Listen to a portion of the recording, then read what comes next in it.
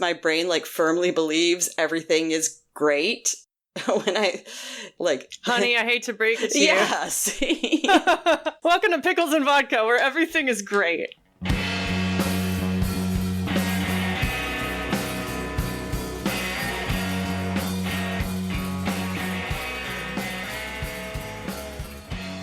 I thought of a tagline like 2 seconds ago. Oh, good. Because, I think did last time, and so I'm probably tapped out for a month. I mean, it's not great. Nah. Hello, friends. Hello, friends. And welcome back to Pickles and Vodka, the most normal mental health podcast with the most normal hosts with normal problems. I'm Christina. And I'm Lauren. And this is the first episode we've done together, just us, in so long. I know. We did nothing last week, and we've had guests and surprise guests. We've had a lot of guests. I'm really impressed with us. I've been dying to hear about what's going on with you. So since you're probably going to be spilling all the tea today, do you want me to go first for where you're at? Okay. So, Christina, where are you at? I wasn't expecting to answer this. I have like two good things and a bad thing, so I'm going to do the sandwich format. Nice. So, one good thing is I just got back from Baltimore a few hours ago, and I was there for this memoir event.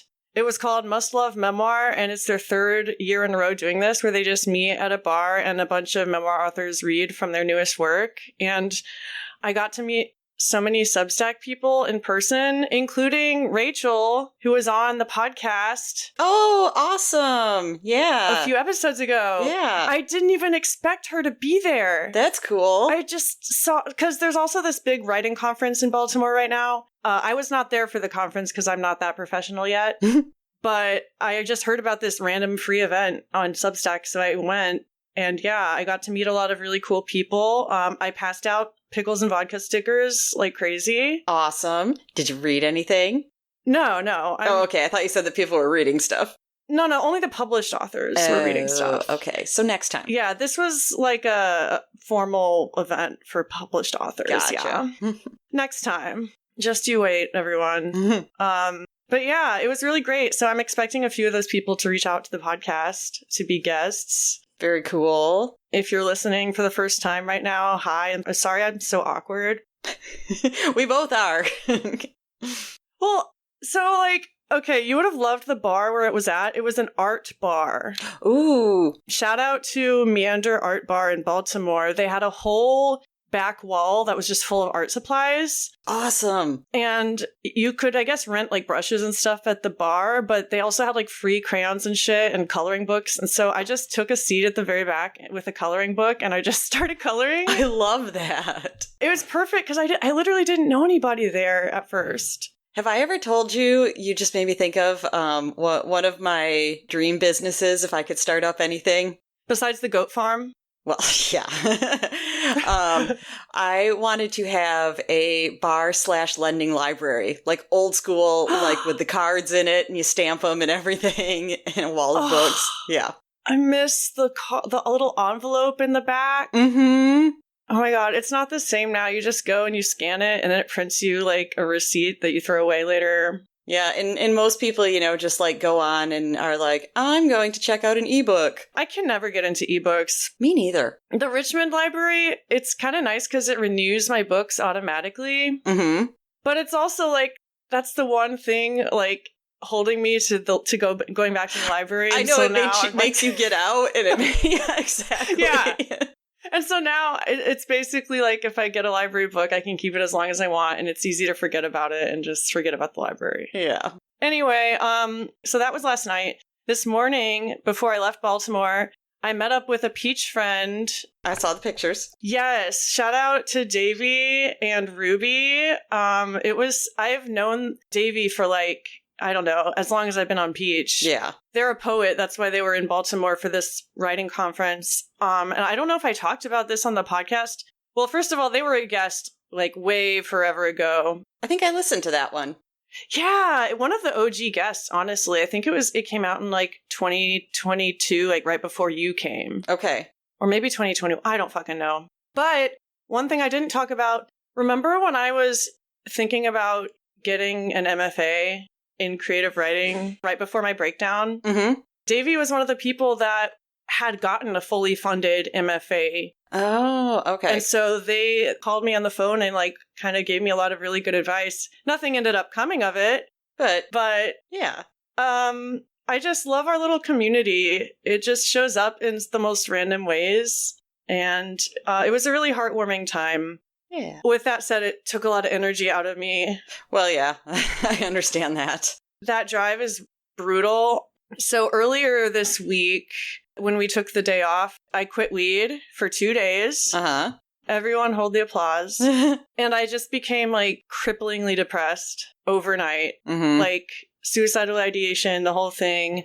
But worse than that were my dreams. Oh. I don't know about you, but when I've like tried quitting substances, especially weed, I usually get the most vivid dreams. Yeah. I don't know if that's how it's related, but I do know, like, because sometimes I'm not sure if it's like, if I quit something or if I have taken a break and then I start again. But I do know, yeah, like substance-related dreams be whack, yo. Substance-related dreams be whack, yo. Yeah, that they are.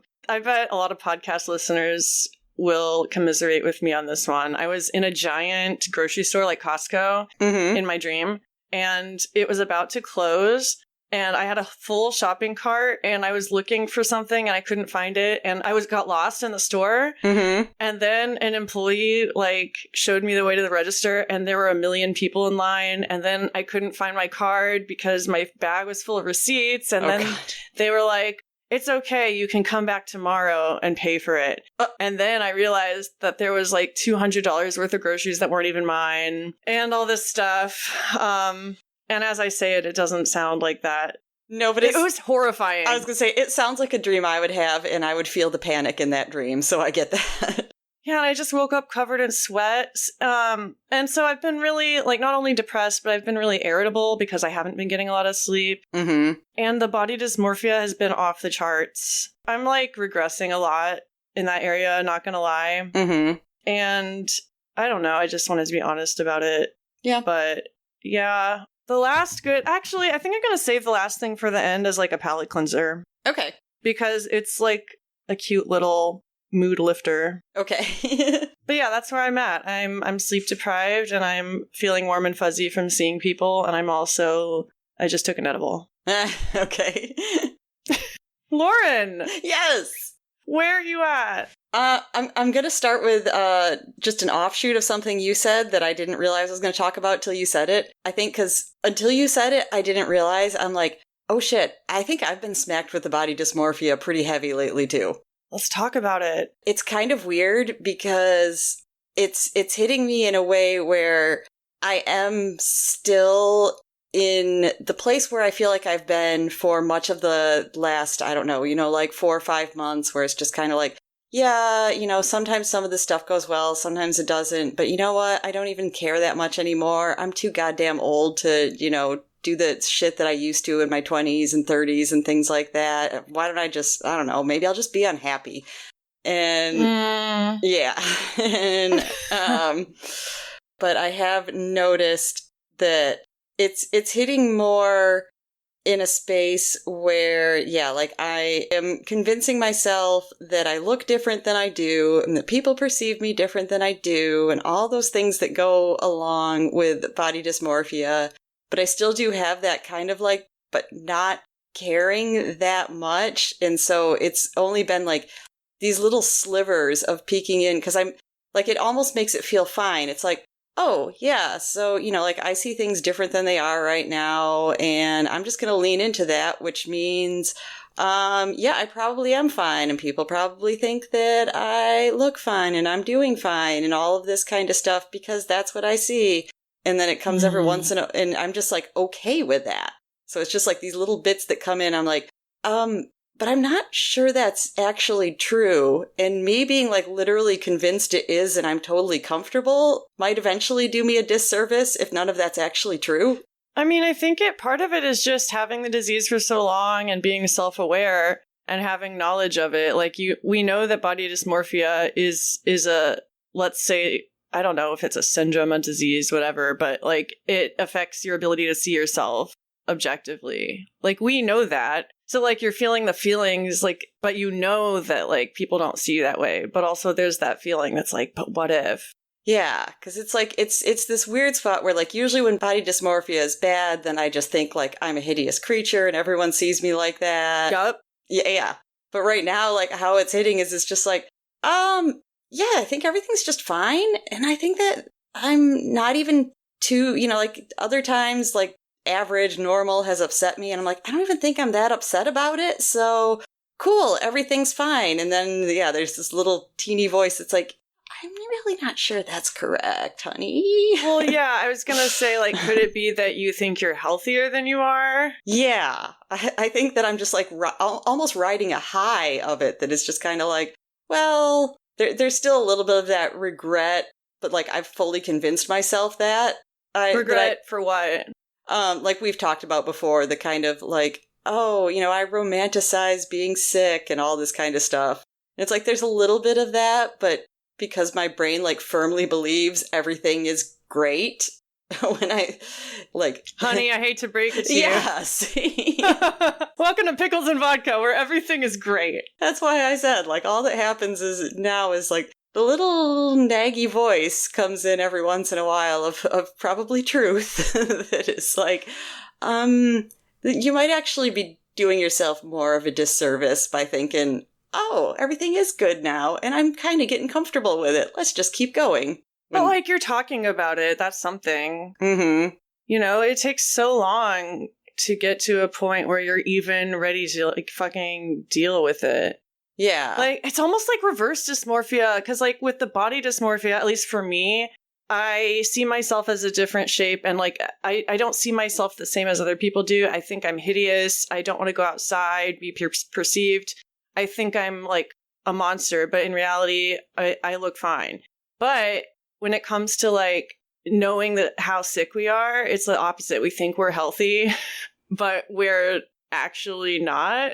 Yeah. What would you call that? Like, but it's that's what dysmorphia? What is that word? It's like inner eye, agnosignosia or something like that. I have no fucking clue. I'm gonna look it up. In the last couple of years, I've heard the actual word for that. How do you know how to say it again? It's like agnosignosia. It starts out with an AG. Agnosinosia. Okay. A condition where a person is unaware of their own disability or health issues, often due to brain damage. It is linked to a lack of self-awareness and can complicate treatment for those affected. Yeah. I still don't know if I'm saying it right. Anyway. Yeah. We have that. I would say it's the stuff I was hearing, and maybe that's like more new research. Like it's not necessarily like due to brain damage, because that's what I've been hearing lately is people saying like it relates to a lot of mental health issues. It relates to a lot of people with eating disorders, a lot of people with OCD that think like I'm just doing what normal people do. There is nothing wrong with me. Yeah, and I don't want to say like we are on the same level as people who have brain injuries. No, either. But that's why I said, like, I think maybe, like, I've heard this word recently because it's starting to apply to these other things as well. They're saying, like, oh, this is actually a common thing in these mental health issues as well. It's not just because, yeah, somebody suffered some brain injury and that's a result. That's a good word. Mm-hmm. Even though we can't say it. Have you ever had any, like, come to Jesus moments where people were like, hey, you are not good, and you totally didn't see it?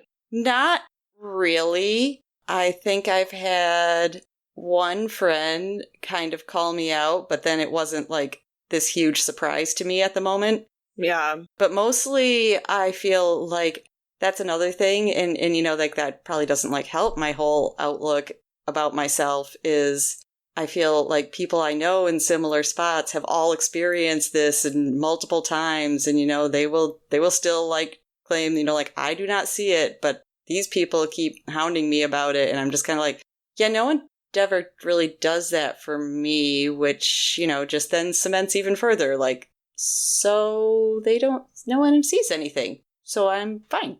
Wait, so you're saying you check in with other people, and then no one does that for you, and so you think... I'm saying, like, other people, I mean, like, let's use you as an example. Like, if you said, like, my family confronted me, my friends confronted me, I feel like somebody else, like, I've known you at times where you, yes, have been obviously and visibly sick, whether you were aware how much. And you've said, yeah, like, people have noticed, outside people have noticed, even though I don't notice. And since, like, that experience never happens to me, then, like I said, it just kind of further drills it into my brain, like, that means you're not that bad. Stop pretending.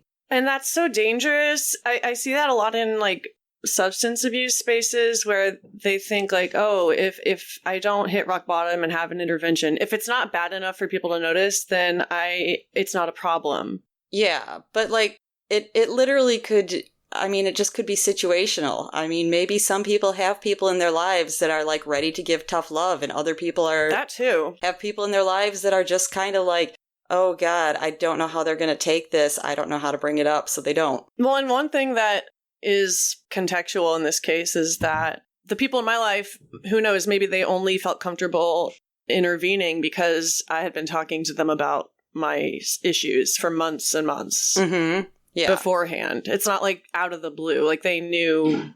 Anyway, interesting stuff. Well, that actually does segue pretty well. So yesterday was Thursday. A week ago from that Thursday, then I had the boyfriend join me at the first therapy session. Oh my God. Yes, we had talked about it. I mean, we've been talking about it. Well, yeah, because I've been for so long. Because I thought of it, and I brought it up with my therapist, and she'd been totally on board. And then finally the session before that one, then I told her, I was like, you know what? I think we just got a plan to do this. And I showed her, like a message I drafted for him. And I was like, I'm going to send it, like towards the end of the session. Hopefully we get a response before I have to even leave. Well, so for all the people who might not know the backstory, a few episodes ago, where the one with Vicky, you stated your goal for the conversation, which was to talk about the dog stuff. Yes. Right? Yes. And it's been almost a year now. Almost a year. Yep. That his dog murdered your dog. Mm-hmm. And nothing happened. Like, that dog is still in the house. You can't even go over there. Yeah. So, yeah, I'm just dying to hear how that conversation went. I mean... The part that I'm probably not totally unhappy with that we talked about, but the least happy with would be the dog stuff. Oh, boy. Yeah, mostly because, and I guess I do get, like, after a year of this, it's pretty heavy. You're not going to solve it in 50 minutes. So, right. There was no outcome, but I'll come back to that because that's the biggest part. I think, like, other stuff that we brought up, I feel like has improved since then, and that is good. I know another big one that I had wanted to bring up, and now I don't exactly remember how, but it's very related to what we were just saying. I feel like he goes to every extent possible to avoid conflict with me. And, it's one of those things where it's like I can understand a person thinking that way because, who in this life thinks like, you know what I want to do? I want to just start conflicts and problems with my friends and loved ones. Let's see how it goes. Well, you'd be surprised. Maybe it's just people I know then, because I think you and I are both like this. Like, we're not excited to... Yeah. Create unnecessary drama. Yeah, start conflicts, anything like that. So, I can understand being avoidant of it. But I feel like he takes it to an extreme, and that's where I felt like I kind of had to tell him, that it's just like, first of all, I'm not like an angry monster. I mean, you don't have to be afraid of disagreeing with me, or if I'm upset about something very, very small, then... So my example is... I have 2 bathrooms in this place, and so the one that's the guest bathroom is the one he's always going to use. It happens to have a sink that has, like, the push nozzle or whatever and shut off, and the push, we've noticed, it does kind of stick at a point, so it's easy to leave the sink running very low. I see where this is going. Yeah. Well, and, that's happened a few times, and so we became aware, like, oh yeah, like, you really got to kind of, like, push it hard. Make sure. Oh boy. Keep going. I called myself on that one. But like recently, he'd been over, and because the door's always shut too, because I don't want the dog running in and out of the bathroom, so I didn't even notice for like almost a full day. And then I just, sent a text message, and I was like, damn it, you left my water on again. And that was just hoping, you realize like, hey, just try and pay more attention to this. But instead, I get no response from him the entire night. And the next afternoon, like we had plans, and he, just like texts me when that's coming up, like, oh, hey, I can be over there at such and such time, like blatantly ignoring this. And that's what I was saying is I was just like, if you just said something like, I didn't realize, sorry, I'll try to, keep a better eye on that, then I would have been mad for half a second. But the fact that you, like 24 hours avoided me at the potential of like, what did you think I was going to do? Like come breathe fire at you for leaving my sink on? Yeah, like you're a grown man. You can, you'll be fine. Mm-hmm. Yeah, that's weird. The selective responses. Yeah. So, like that's something that I think landed well. And something else we talked about is like, you would probably know this because neither of us are good at it, like really good at responding in phone calls, texts, things like that. Can kind of let it go silent for a while. Yeah, I mean, it just depends on your communication styles. Because some people I know aren't on their phones as much. Some people are always on their phone. It just depends. And like what expectations you go in with. Yeah, but I think like that was something we talked about is, I thought that he had a valid point because, and it's not just him, I know I do this with other people too, like my family and stuff, like especially because I'm not a person that is so connected to my phone that it's like, I see a text, I have to stop everything I'm doing and answer within 1 minute. Right. But so on the other hand, I am very guilty of doing things being like, oh my gosh, I'm in the middle of this work meeting and I have another one right after, I see this text, I'll get to it later. And then I totally forget for a full day. Yep. Yeah. Oh yeah. You do that and I do that too. Yep, exactly. That's why I was like, you'll get this. I'll just like spam someone with 1 million texts and then just like never touch the conversation again. Yeah. So I forgot about it. So I felt like there, it was like we both made good points where he's like, I don't expect you to answer me within 1 minute or anything like that. I don't do that either. But if I constantly don't hear from you for like days at a time, then I honestly just start to worry, like, is there a reason? Did something happen? Are you okay? And I was like, that's valid when we generally talk to each other, multiple times a day. For some reason, I'm thinking of the last time we talked about this, and he asked, we were recording, and he was like, you want to fill me in? Yeah. Well, that was the other side. Because then I said something where I was like, nope, you have a very, a very valid complaint there. But also, you are allowed sometimes, if you, want an answer, to just ask me. Not to just wait for me to tell you, you can put a little effort into. So I think both of us agreed. We're like, yeah, we both got to be a little better here. And that has been going better. So this is all good. Now the dog stuff. And that all I can say is I think I got my point across better about how and why it is so absolutely devastating to me. Mm. Like I talked some just about the first, 8 years that I had Pico before he even knew me. Yeah. And I was just like, he was way more important than just a dog or just a pet or anything like that. There was times in that whole like span of years where I was just kind of felt like this is literally the only living thing in my life that supports me. Yeah. So yeah, I think it was good to share that and that he understands. But at the same time, like I said, we're not going to solve it in 50 minutes. He's not going to jump up and just be like, well, great, I'll go get rid of my dog right now. So. Well, yeah, but I mean, you're starting a conversation. Yeah. Like, do you feel like you said all the things that you've been wanting to say? I think so. I think I just kind of like wished that there could be a solution that I like, but I know there is that it's not that easy. Did you like talk about options? Are you going to revisit it at another date? I think that'd be the most likely, because I know, like, his responses, he just kind of seemed at a loss. You could tell that, like, he was not prepared to make any decision or anything like that.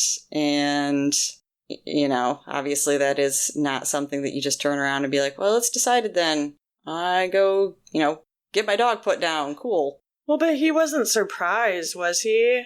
He wasn't surprised, but I don't think he understood the full extent. I mean, like, I told the story of, like, when Pico got injured, when the dog bit his ear off. And I said, that I felt like the biggest piece of shit mom, and, like, he should not be, like, looking to me for comfort, but he was. And I was just like, well, yeah, because he doesn't care that I feel guilty, like I let him get hurt. He's just like, you're the person that makes me feel better. Oh. Yeah. Yeah.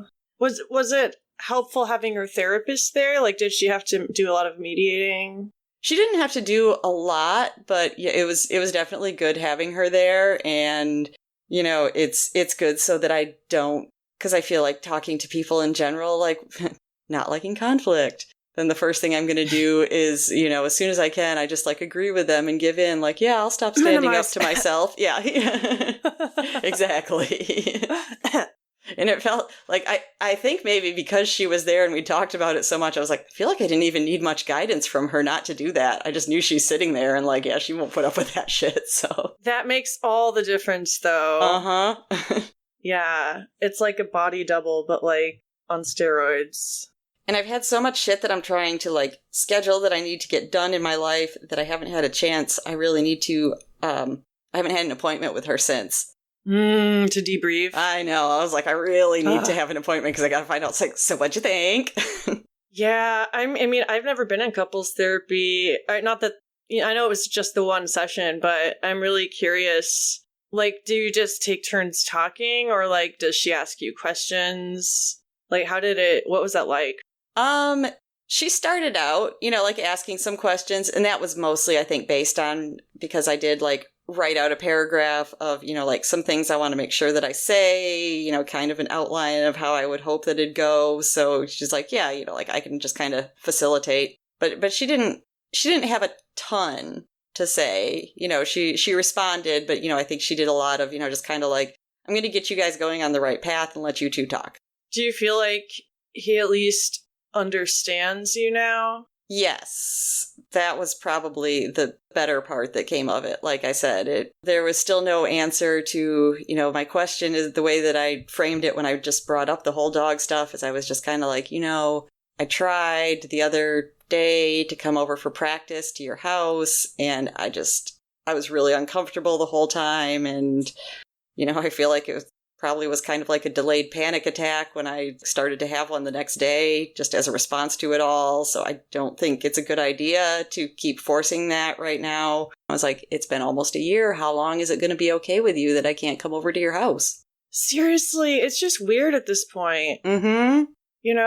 I mean, surely he must know that. Yeah. Also, you'd think he would want you to be over there. Well, yeah. I mean, I'm sure he does. Yeah, I mean, he said as much, but I don't know, not willing to take one of the actions to make that happen, which I understand are not great options, but I know, but it's been a year. Exactly. Like, how long do you need to decide? Right. I think, the word of the day seems to be avoidance. I'm sure he's avoiding it for, understandably. Mm-hmm. I wouldn't want to be in his situation either, but yeah, a year is a long time. Right. To avoid dealing with something that is destroying the most important person in your life. And that's where I feel it's kind of like I get, like, the ways to make it happen that I can start coming over and being comfortable again are not ideal. And I have, some sympathy for you having to make those decisions, make that choice or whatever. But like you said, it's kind of also like it gets exhausting the longer it goes on. And how long can you avoid it? Yeah. Years. I know from experience, you can avoid conversations for years, mm-hmm. and everything can be quote-unquote fine. but it comes to a breaking point eventually. At least for me, it always did. Yeah, so I guess, well, not great. That was kind of the positive, is I do feel, yeah, like, knowing that's a sensitive topic, we've both been tiptoeing around it, so now there's still not a solution for the conflict, but at least, like, I've brought up the conversation, so it feels easier to bring it up again, you know, like if it's another couple months and it's just like, really, this is not working for me. I'm so fucking proud of you. Yay! I'm serious. It was so scary. I know. Did you feel proud of yourself now? Yeah, kind of. Say it with your chest. No, that's like, seriously, I know you've been talking about it for a while, and it is one of those things that you just don't think you'll survive it until you've done it. Yeah, I definitely felt proud of myself just when I sent the text to him, and then he called back and was like, yeah, that's cool. And I was like, okay, it's on the books. I've made it happen. Yes. The hard part is over. Uh-huh.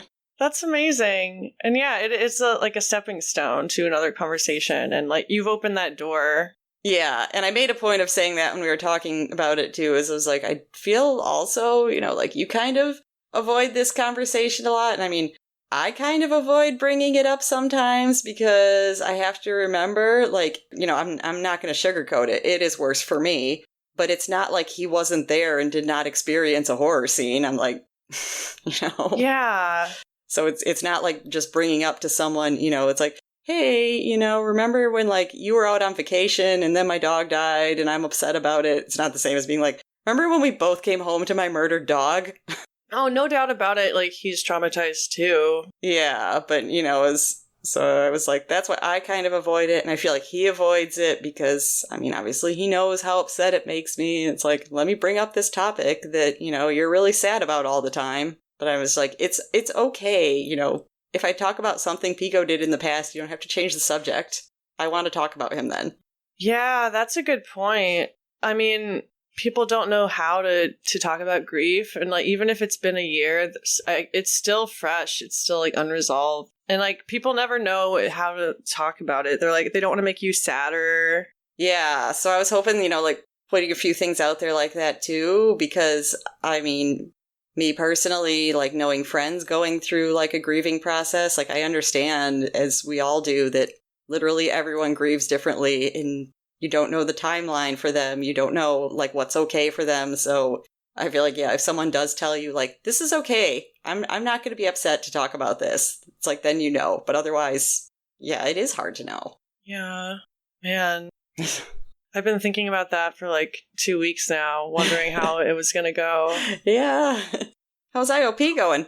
That's not a thing. Why? I don't really Why did you decide it's not necessary?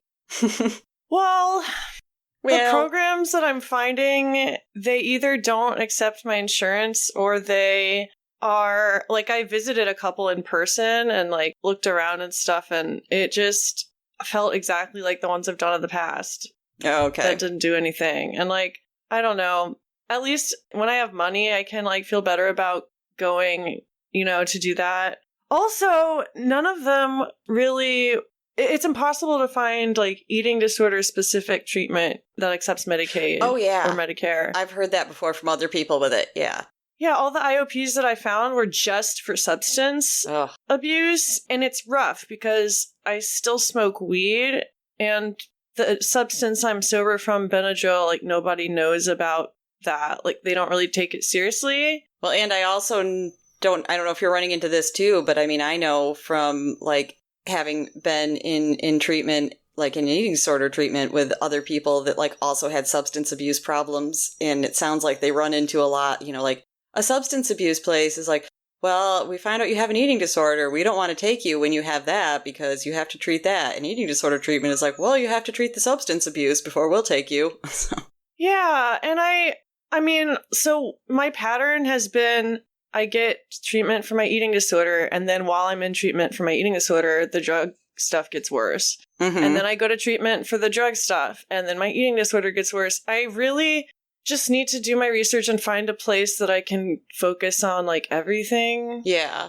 And that's really hard. And also, I feel like something that would be really healthy for me right now is just to like keep doing things that make me happy and like meeting new people and getting out in the world and working on my hobbies. I really feel like if I'm going to get better, those things are going to have a crucial part. Definitely. I agree with that. I mean, duh. Yeah.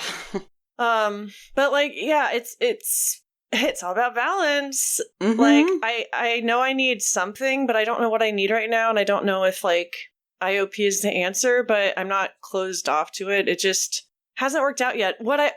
So my therapist, a compromise that we have is I'm going to try to find like a DBT group. Oh, okay. I know we've talked about DBT and how annoying we find it. You know, I don't love it, but I do like the idea of being part of a therapy group if you can't, do something else. I know. So. I've had good results in the past with it, and I think it would be good for me to just like be around people. Yeah.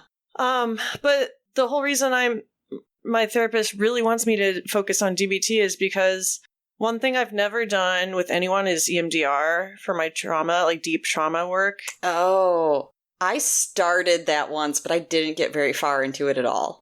Oh, you started it? Mm-hmm. What made you stop? The therapist ghosted me. Oh, oh no. Yeah. Fuck.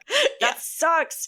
Well, because it sucks extra hard because it's a really intense treatment. What stands for eye movement, rapid. Yeah, desensitization is probably in there. I don't know. Neither of us know. No. But maybe we'll talk about it in an episode. Maybe if you have ever done it, listener, and you want to talk about it, hit us up. But anyway, it's really intense, and so you need to have like the means to regulate yourself afterwards and to like monitor your distress. And that's what DBT is all about, is like distress tolerance and self-regulation. And so my therapist is in it for the long haul. They're like, I want to make sure you're good on, like, you're ready to face whatever EMDR brings up down the road. I mean, if she, like had a crystal ball and could see she was going to ghost me, thinking about it now, I'm like, about the only favor she did for me then was, as we're just starting it, knowing I've never done it, she's just we only did like 2 sessions of that. And she's just like, I don't want you to start with your most traumatic memory.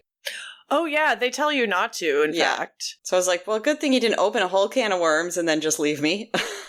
Oh, my God. That would have been so traumatic. I'm sure that's happened to people. And yeah, I don't know. But the DBT stuff is just all the pages and pages of like exercises and stuff. My brain just wants to turn off. Same. It feels like school. Mm-hmm. Yep. Like chain analysis and all that shit. I don't know what we were talking about. I don't know. Different types of therapy turned into.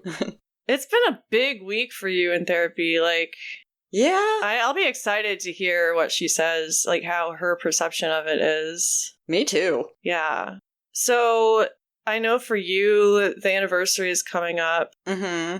It sounds like such a wrong word for it. Well, so March 22nd was Pico's gotcha day, and March 29th is the day he died. That's right. Yeah. So I feel like I want to do something on both days, and that also came up in therapy. And I said, I don't know what I want to do for the birthday. I mean, that would be a nice day to think of him, especially because that would have been 10 years he was with me. I know. Yeah. I said, like, both those days are coming up, and my therapist is like, do you want to do something? And I was like, yes. For his birthday gotcha day, I really don't know. But I was like, for the first anniversary of the death date, I was like, I just want flat out distraction. It's like, let's go out and do something. Let's plan with people if we can. Just, yeah, take my mind off it. Well, first of all, it's a great idea. Transitioning to housekeeping, I was looking at the schedule for the rest of the month, and I have 1 episode in the bank that we can use, but then that leaves like 2 more episodes, and I wanted to see if you had any movies you wanted to watch. Oh. Because we don't have any guest interviews on the horizon. We have like a little lapse where we can do something lighthearted and distracting. I feel like I need to revisit some of the ones we suggested. Because we've had some ideas over the past, year. Every once in a while, we're like, we should do that movie review. Listeners, what movie would you like us to review? I remember once I suggested What About Bob? Oh, yeah.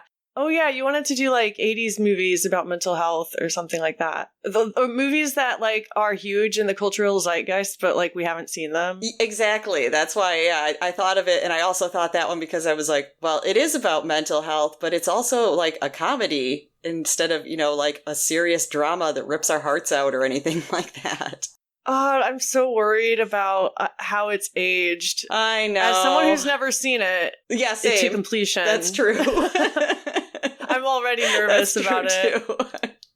I'm already judging. You know what? It might be a fun time at the very least. And the other thing I thought of, because I feel like you've suggested some things that you've started to watch and been like, it's terrible. And I was like, that'd be kind of fun too. Oh my god, the latest one was this movie on Tubi called Anna and Mia. Oh boy, already by the name. It was about this girl that meets another girl who teaches her how to have an eating disorder, and they become codependent, and one of them has anorexia, and her name's Anna, and the other is bulimic, and her name's Mia. Whoa, what a coinkydink. It's terrible. I texted Lauren when I found it. I was like, oh my god, this looks so good. We should review it for the podcast. And then, like, 30 minutes later, I was like, no, it's awful. That happens a lot where I see one that I'm like, ooh, this looks like a great candidate. Mm-hmm. But then it's not. But I think that would also be fun to just be like, this is terrible. Maybe something that's a little more well-known. Unless you guys want us to review obscure eating disorder movies that no one's seen. I mean, that might be fun, honestly. True. Talk about a distraction. Mm-hmm. Well, there goes Taco. Yeah, Taco says we're done. Shut up. I have one more thing for housekeeping. We have a poll out right now. Oh, yeah. We've gotten quite a few answers so far, mostly comments. We have one voice message, but the poll is, how would you like to stand up for yourself? And or what are you standing up for yourself against? Nice. And also, I'm never not going to remind people that they can get a free sticker if they send in a voice message for the first time. And if you've sent in a voice message and you haven't gotten a sticker, please, for the love of God, send us your address, because we're not going to ask you for that. Yeah.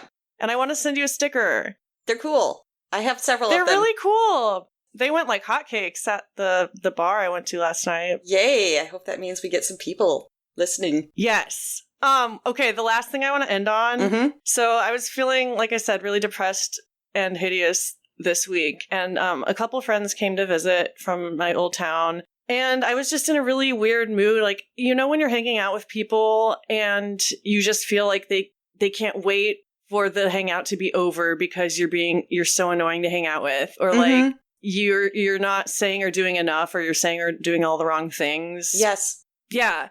The whole time I was thinking about, oh, this will be over soon, and then I'll be sad, and I'll wish I had gotten more out of it. Like, just totally trapped in my head. Mm-hmm. Not a good time. And then right before they left, my friend is like, oh, I have a gift for you.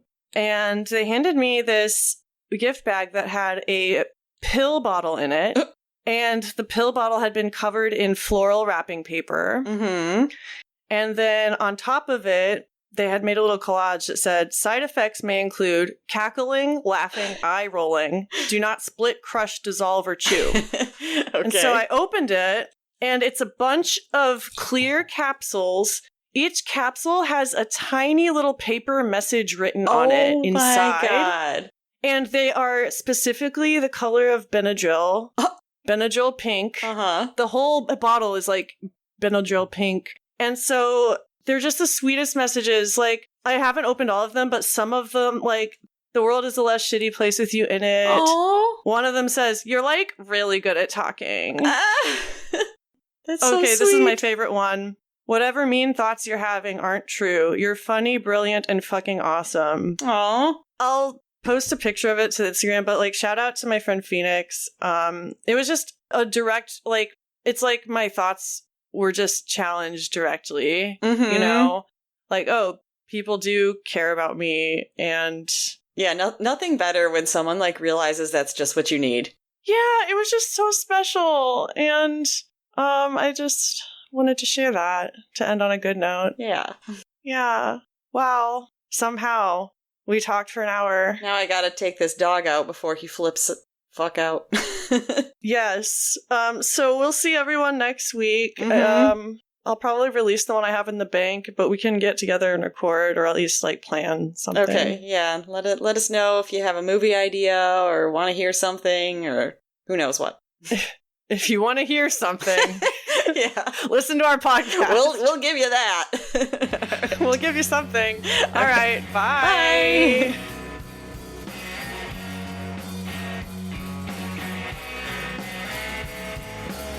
If you like what you heard, tell a friend about the podcast. You can send them to picklesandvodka.substack.com, where they can listen to our entire catalog and find our newest merch. We love hearing from our listeners, so leave us a voice message at speakpipe.com/picklesandvodka. My personal Instagram is at xtinajumper, and Lauren's is at Lauren3_AFH. We'll see you next week.